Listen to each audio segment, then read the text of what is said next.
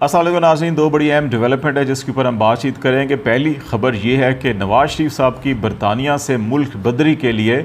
कानूनी कार्रवाई तकरीबन मुकम्मल हो चुकी है, जिसके नतीजे में अब नवाज़ शरीफ साहब बअमर मजबूरी बरतानिया को खैरबाद कहकर पाकिस्तान वापस आने की तैयारी कर रहे हैं। क्या वो बराह रास्त पाकिस्तान आएंगे या किसी दूसरे मुल्क में क़याम करेंगे, और बरतानिया से मुल्क बदरी के लिए कौन से ऐसे कवानीन या पाकिस्तान और बरतानिया के दरमियान कौन सा ऐसा एग्रीमेंट है जिसके तहत ये कार्रवाई अमल में लाई जा रही है, इसके ऊपर हम बातचीत करेंगे और ये भी आपको बताएंगे कि इस सारे मामलात की जो तफसीलात हैं उसकी कड़ियाँ कहाँ से कहाँ मिल रही हैं। दूसरा अहम मामला,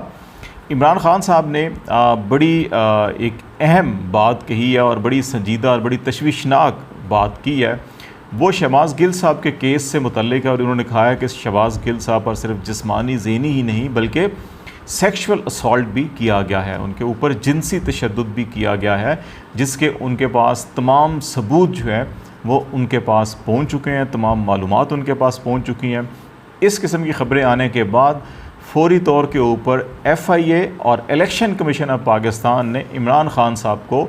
नोटिस जारी किए हैं। इलेक्शन कमीशन ऑफ पाकिस्तान ने तौहीन इलेक्शन कमीशन का नोटिस जारी किया है, और सिर्फ इमरान खान को नहीं बल्कि असद उमर जो पार्टी सेक्रेटरी जनरल हैं पाकिस्तान तहरीक इंसाफ के, उनको भी, और फवाद चौधरी, उनको भी ये नोटिस जारी किए हैं और कहा है कि वो 30 अगस्त को ज़ाती हैसियत में या अपने वकील के ज़रिए इलेक्शन कमीशन ऑफ पाकिस्तान के सामने पेश हों और ये जवाब दिया जाए कि क्यों ना उनके ख़िलाफ़ तौहीन इलेक्शन कमीशन पर कार्रवाई की जाए और उनको सज़ा दी जाए। FIA ने जो रिसेंटली इमरान खान साहब को नोटिस दिए थे, जो PTI के बैंक अकाउंट्स या इमरान खान साहब के जो बैंक अकाउंट्स और PTI फंडिंग जो केस है, इलेक्शन कमीशन ऑफ पाकिस्तान ने जो अभी शो काज नोटिस जारी किया हुआ है PTI को, और उसके ऊपर PTI अपना जवाब भी दे रही है। इस्लामाबाद हाई कोर्ट में उसको चैलेंज भी किया गया है। अभी कोई हतमी फ़ैसला इसके ऊपर नहीं आया, लेकिन FIA ने जो अपने तौर के ऊपर कार्रवाई शुरू कर दी थी, उसके जवाब में इमरान खान साहब ने FIA को ये ख़त लिखा था कि जो पॉलिटिकल पार्टी ऑर्डर 2002 है और पॉलिटिकल पार्टीज़ एक्ट 2017, उसके तहत FIA के दायरे कार में ही नहीं आता कि वो इस केस से जुड़े मामलात के ऊपर इंक्वायरी करें या नोटिस करें, इसलिए वो FIA के सामने पेश नहीं होंगे। और अगर FIA ने अपने नोटिस विदड्रॉ ना किए तो फिर वो FIA के ख़िलाफ़ कार्रवाई करेंगे। FIA ने अभी इमरान खान का ये नोटिस मिलने के बाद उनकी इंटरनल मीटिंग हुई है और उसमें ये फ़ैसला किया गया है कि जी कि इमरान खान का मौक़िफ़ दुरुस्त नहीं है, उनको एक बार फिर नोटिस दिया जाएगा। अगर वो फिर पेश ना हुए तो फिर उनको तीसरा नोटिस दिया जाएगा, और तीसरे नोटिस के पे भी वो पेश ना हुए तो फिर उनको गिरफ़्तार किया जाएगा। तो ये जो मामलात हैं ये सिर्फ़ जो इमरान खान की नाअहली या पाकिस्तान तहरीक इंसाफ पर पाबंदी से ही नहीं जुड़े हुए, बल्कि ये शहबाज गिल केस जो है वो भी इन्हीं सारे मामलात के साथ जुड़ा हुआ है। और अभी PMLN की अपनी लीडरशिप जो है कि वो TV चैनल्स के ऊपर ऑन रिकॉर्ड ये बात कर रहे हैं कि जी शहबाज गिल साहब को इसलिए इस्लामाबाद पुलिस जो है कि वो बज़िद है, खा वो बीमार भी हैं, कि अपनी कस्टडी में लेकर जाएँ कि उनसे किसी तरह के ऊपर ये उगलवाया जाए कि उनका जो स्टेटमेंट था ARY TV के ऊपर वो पॉलिसी स्टेटमेंट था, इमरान खान साहब के अहकामात और पॉलिसी के तहत दिया गया, और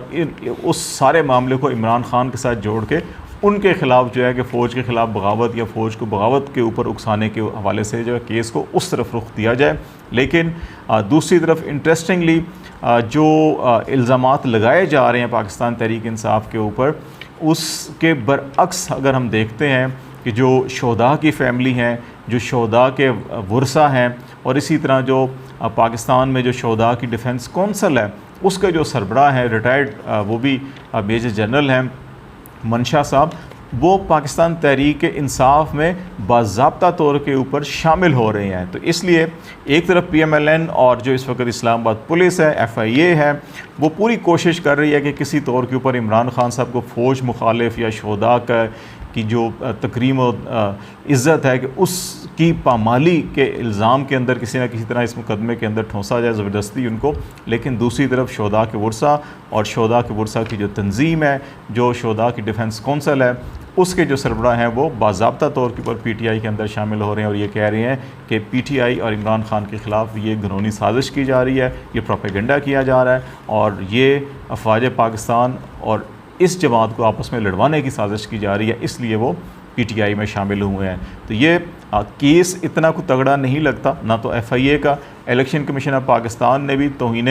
इलेक्शन कमीशन का नोटिस जारी किए हैं। यकीनी तौर के ऊपर ये अपने वकील के ज़रिए जवाब भी देंगे और जो इनके पास शवाहिद हैं जिनकी बुनियाद के ऊपर सुप्रीम कोर्ट ऑफ पाकिस्तान में ये रेफरेंस भी तैयार कर रहे थे और भेजा भी था, लेकिन फिर विड्रॉ किया था कि उसके अंदर कुछ और चीज़ें ऐड करनी है, तो वो अपना उधर भी जवाब देंगे और लीगल फोरम्स के ऊपर भी उसको चैलेंज करेंगे। लेकिन सबसे अहम और संगीन मामला जो है वो शहबाज गिल साहब के ऊपर तशद्दुद और तशद्दुद भी जो जिनसी तशद्दुद है, इस हवाले से ये बड़े संगीन इल्ज़ामात हैं। इसकी एक जुडिशल इंक्वायरी होनी चाहिए, आज़ादाना गैर जानबदारा तहकीकात होनी चाहिए और अगर ये दुरुस्त साबित होता है तो फिर इससे जुड़े तमाम जो किरदार हैं उनको सख्त सज़ा मिलनी चाहिए। और अगर ये इल्ज़ामात महज सियासी प्रोपेगेंडा है तो भी ये सियासी प्रोपेगेंडा करने वालों को, इल्ज़ामात लगाने वालों को भी इंसाफ के कानून के कटहरे में खड़ा करना चाहिए, ताकि इस किस्म की जो चीज़ें हैं ये कौमों के ज़हन के ऊपर इदारों के साख के हवाले से बड़े देर पा और गहरे असरात रखती हैं। तो इसलिए इसको संजीदा लेने की ज़रूरत है। पाकिस्तान की अदलिया, इस्लामाबाद हाई कोर्ट और कानून नाफिज करने वाले इदारों को भी इसको बड़ा संजीदा लेना चाहिए। दूसरा बड़ा अहम मामला नवाज शरीफ साहब की वतन वापसी या बरतानिया से मुल्क बदरी का मामला इसको कहा जाए। इसमें एपरेंटली तो पाकिस्तान मुस्लिम लीग नून, इत्तेहादी जमातें या बाकी जो लोग हैं इनके वो यही कह रहे हैं कि नवाज शरीफ साहब बस अब, क्योंकि पाकिस्तान के अंदर ये हालात बड़े गंभीर हो चुके हैं, सियासी हालात बड़े गंभीर हैं, माशी हालात बड़ी सूरत हाल ख़राब है और ये मुल्क के हालात मुतकाज़ी हैं कि मियाँ साहब वापस आएँ और पार्टी की और मुल्क की क़यादत जो है संभालें। लेकिन असल मामला ये नहीं है। असल मामला जो है वो बरतानिया के अंदर, क्योंकि नवाज शरीफ साहब को इनका पासपोर्ट की मुद्दत ख़त्म हो चुकी थी, उस वक़्त गवर्नमेंट PTI की थी, पासपोर्ट रिन्यू नहीं हो रहा था और इनका वहाँ पे वीज़ा जो है उसकी मुद्दत भी ख़त्म हो रही थी। इन्होंने वीज़े में तोसी के लिए दरख्वास्त दी, लेकिन क्योंकि पासपोर्ट वैलिड नहीं था और फिर जो मेडिकल ग्राउंड जिस बेस के ऊपर ये एक्सटेंशन चाह रहे थे, उनकी वहाँ के जो मुतलका इदारे हैं उन्होंने उसको मुनासिब नहीं समझा और कहा कि नहीं, वीज़े में तोसी नहीं मिलेगी, आप यहाँ से चले जाएँ। इन्होंने उस फैसले के ख़िलाफ़ अपील की, वो अपील भी खारिज हो चुकी है और इनके पास अब 25 सितंबर तक का टाइम है कि इन्होंने बरतानिया को छोड़ना होगा। अभी ये मुख्तलिफ और इसके ऑप्शंस, लीगल ऑप्शन सोच रहे थे, लेकिन पाकिस्तान और बरतानिया के दरमियान जो है कि अभी 2 दिन पहले एक एग्रीमेंट साइन हुआ है मुजरमों के तबादले का। ये एग्रीमेंट जो है ये मियाँ साहब की वहाँ पे मज़ीद क़याम के लिए जो है कि वो तमाम रास्ते ये बंद कर रहा है। ये रहमान मलिक साहब जब वज़ीर दाखिला थे, पाकिस्तान पीपल्स पार्टी का दौरे हुकूमत था, तो उस वक़्त पाकिस्तान और इंग्लैंड के दरमियान एक इसी किस्म का एक मुआहदा जो है कि उसके ऊपर बातचीत चली थी कि जो इलीगली इमिग्रेंट्स होते हैं, जो रह रहे होते हैं, कि उनकी चार्टर्ड हत्यारों के ज़रिए डिपोर्टेशन की जाए। लेकिन फिर उसके ऊपर काफ़ी तनकीद हुई, मामला खटाई में पड़ गया। जो निसार के दौर के ऊपर भी से बातचीत हुई, लेकिन ये उस वक़्त भी ये मामला जो है कि किसी कोने नहीं लगा था। अभी इस पे जो पाकिस्तान की वज़ारत दाखिला है और जो होम डिपार्टमेंट है बरतानिया का, उनकी जो सेक्रेटरी हैं प्रीति पटेल, उन्होंने इस पे दस्तखत किए हैं और इसके तहत 3 बड़ी अहम चीज़ें जो हैं कि दोनों ममालिक के दरमियान तय हुई हैं। एक तो ये कि जो सज़ा याफ्ता मुजरिम हैं उनका जो है कि तबादला किया जाएगा। दूसरा, कोई भी अंडर ट्रायल अगर जो मुल्ज़मान हैं दोनों ममालिक के एक दूसरे के मुल्क के अंदर, तो उनको भी उनके मुल्क के हवाले किया जाएगा और वापस भेजा जाएगा। और तीसरा, इमिग्रेशन कवानीन के तहत अगर कोई वायलेशन हुई है और इल्लीगली को क़याम है तो उनको भी मुतलका मुल्क जो है वो वापस भेजा जाएगा और उनके हुक्काम के हवाले किया जाएगा। अब अगर मियाँ नवाज शरीफ साहब का केस देखा जाए तो वो सज़ा याफ्ता हैं। पाकिस्तान की अदालतों में उनको सज़ाएँ हुई और वो जेल में सज़ा काट रहे थे और बीमारी की वजह से जो है कि उन्होंने यहाँ से ज़मानत ली और 2 महीनों के लिए जो है बरतानिया गए अपने इलाज के लिए। फिर वो वहाँ पे क़याम उन्होंने अपना उसको तोसीह करते रहे, वापस नहीं आए, वहाँ से पॉलिटिक्स कर रहे हैं। यही वजह है कि उधर भी जो मेडिकल ग्राउंड्स के ऊपर उन्होंने रहने की कोशिश की, क़याम में तोसीह की कोशिश की, जो बरतानिया ने मुस्तरद कर दी। तो इसलिए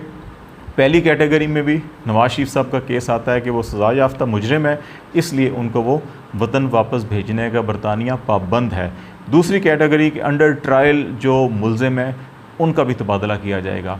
अब एक तो ये सज़ा याफ्ता हो गए, फिर इनके केसेस अभी भी पाकिस्तान के अंदर, पाकिस्तान की अदालतों के अंदर अभी भी केसेस हैं, और सिर्फ इनके नहीं हैं बल्कि इनके साहबजादों के भी हैं और हमजा शहबाज के भी हैं, इनकी फैमिली के दीगर मेंबर्स के भी हैं। तो इसकी वजह से इनके जो ना सिर्फ नवाज शरीफ साहब बल्कि इनके जो फैमिली मेम्बर दीगर जिनके खिलाफ यहाँ केसेस हैं उनका भी क़याम वहाँ पर ख़तरे में अभी पड़ गया है। और तीसरा मामला कि इमिग्रेशन कवानीन की जो कानून शिकनी की जा रही हो, तो नवाज शरीफ साहब का वीज़ा एक्सटेंशन नहीं मिली और अगर वो मज़ीद उसको रहेंगे वहाँ पर तो वो इस शिक की वायलेशन करेंगे और इसके तहत भी उनको वापस भेजा जा सकता है। तो जो तीन बड़ी शिकें हैं इस एग्रीमेंट की, जिनकी वजह से अफराद का तबादला किया जाएगा, एक दूसरे के हवाले किए जाएंगे और उनको डिपोर्ट किया जाएगा और उनके हुकाम के हवाले किया जाएगा, इन तीनों शिकों की जद में मियाँ साहब आते हैं, इसलिए अब वो वतन वापस की तैयारी कर रहे हैं। लेकिन अगर पाकिस्तान में हालात साजगार ना हुए, जिस तरीके से FIA election commission of Pakistan, Islamabad police Imran Khan साहब का घेरा तंग करने की कोशिश कर रही है और इनको नाअहल